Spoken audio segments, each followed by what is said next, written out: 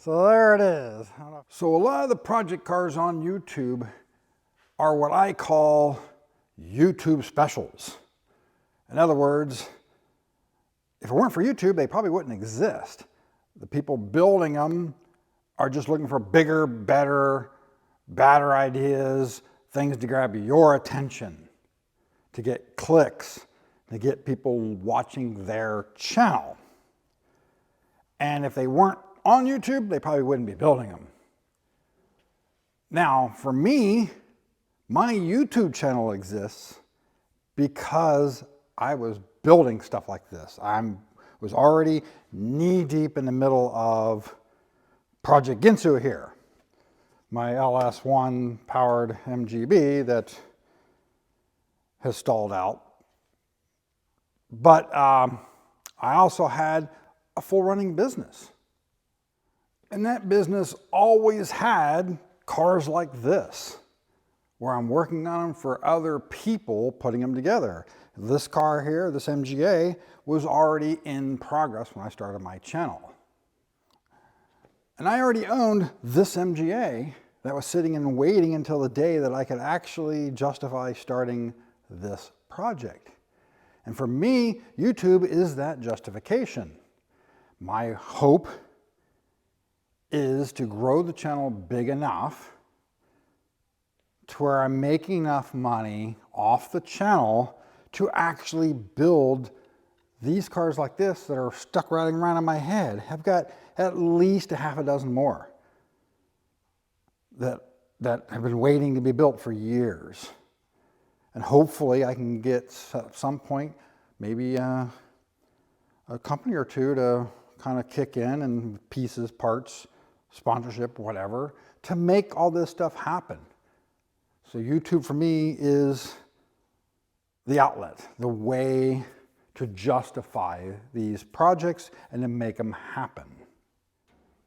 Now that said, the project that we're going to be talking about today that's currently in the planning stages is a YouTube special.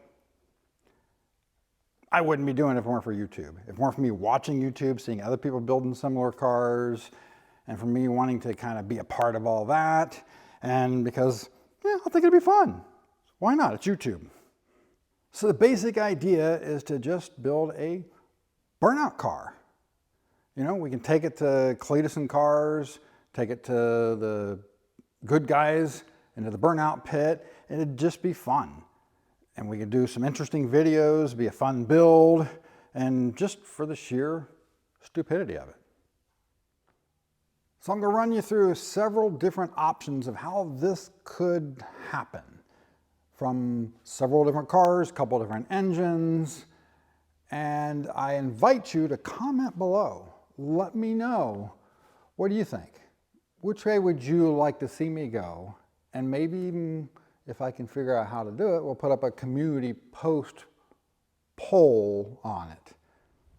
So the original idea I come up with was to take this 66 MGB I have here and see if I could turn this into a burnout car.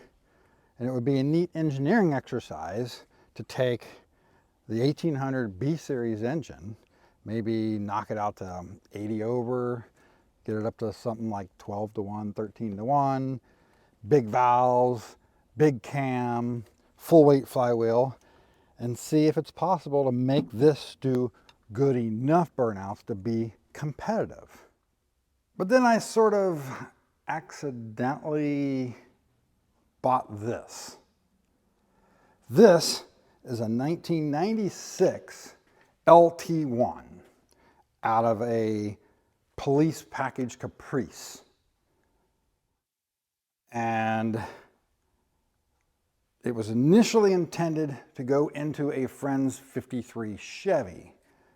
But that project is on hold, might be for a while. And when it does move forward, it might end up just keeping the original 6. So now I have an LT1 that's surplus to my needs. Unless I use it. So being a good old, Chevy V8, there's tons of information out there, tons of parts. We know it's got plenty of torque. It's a good engine for doing burnouts and stuff like that with. And this being in 1996, it is the only year that actually has the crank position sensor, meaning that this one's not as hard to, say, do aftermarket computers with. You can actually, from what I understand, run this on an LS1 computer.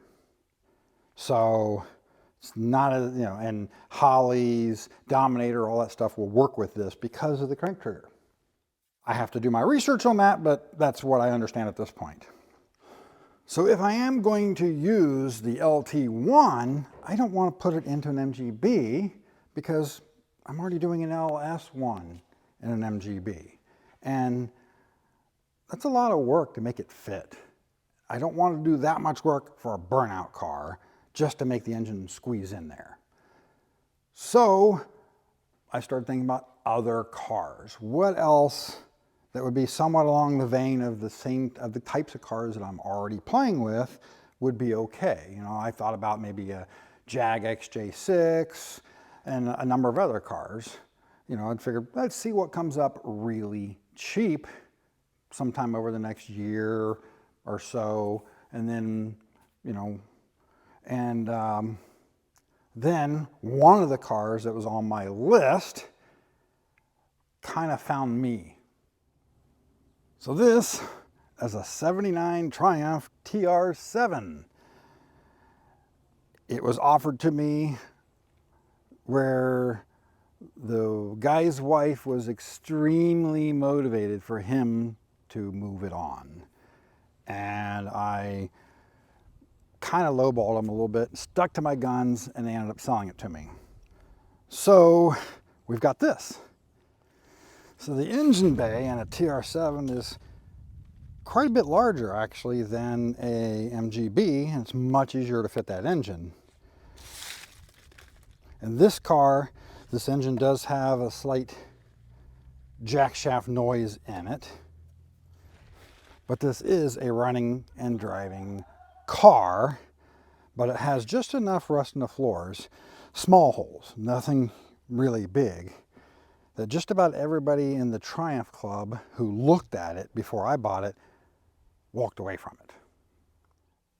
Now, before the TR7 come around, I was already in talks with the owner of this car about a car that he had sitting in his barn. And the good thing about that car was he was in no hurry to get rid of it. He was planning on getting rid of it when he moved, which was going to be a year or two from when we were actually talking. And I figured that would put me right about in the right time frame to start the new project. And what is that car?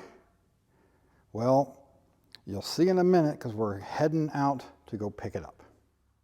So we're over here to pick up the other car. Now, since my van is down, the guy that's actually handling the sale of the MJ is moving all the cars around for me. Decided might be the last chance I get to drive this, so we drove it over. So the car is back here in the barn. So there it is. I don't know if you can see it well enough, but what we've got here is a 1980 Alfa Romeo Spider with no engine. I really don't know too much about the car or the condition of it other than here it is. So we'll get this thing drug out of here, get it up on the trailer and back to the shop. Well, I guess we didn't think this thing through well enough. I did not expect that the brakes were actually going to be frozen and it sunk in a little bit. So we need to get it jerked out of its hole, and we brought the wrong vehicle.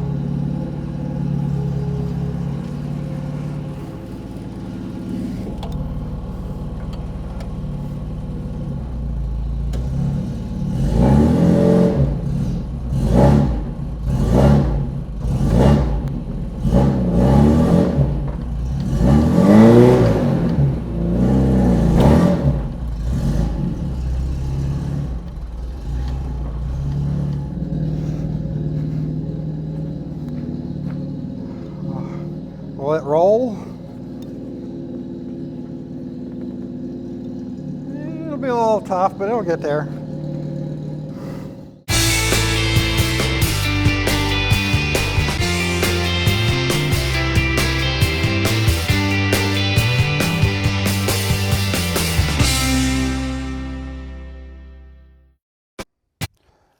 So the Alfa Romeo's engine compartment is actually a pretty good sized engine compartment as well, just like with the TR7 over here. But where the TR7 has a rear sump oil pan from the factory and as a front steer car, meaning the steering gear is all in front of the crossmember, this one is a rear steer car with a swept back crossmember because it had a front sump oil pan, meaning that this one's not nearly as easy to put a Chevy engine in. It'd be a lot easier to put like a 302 in it than it would be the LT1. Not to mention I think the transmission tunnel is a bit smaller on this one than it is on the TR7. So the TR7 would be a whole lot easier to do, but this one still would be pretty cool. Just a lot more work. So what car should I stuff this engine into? Or should I go back to my original plan?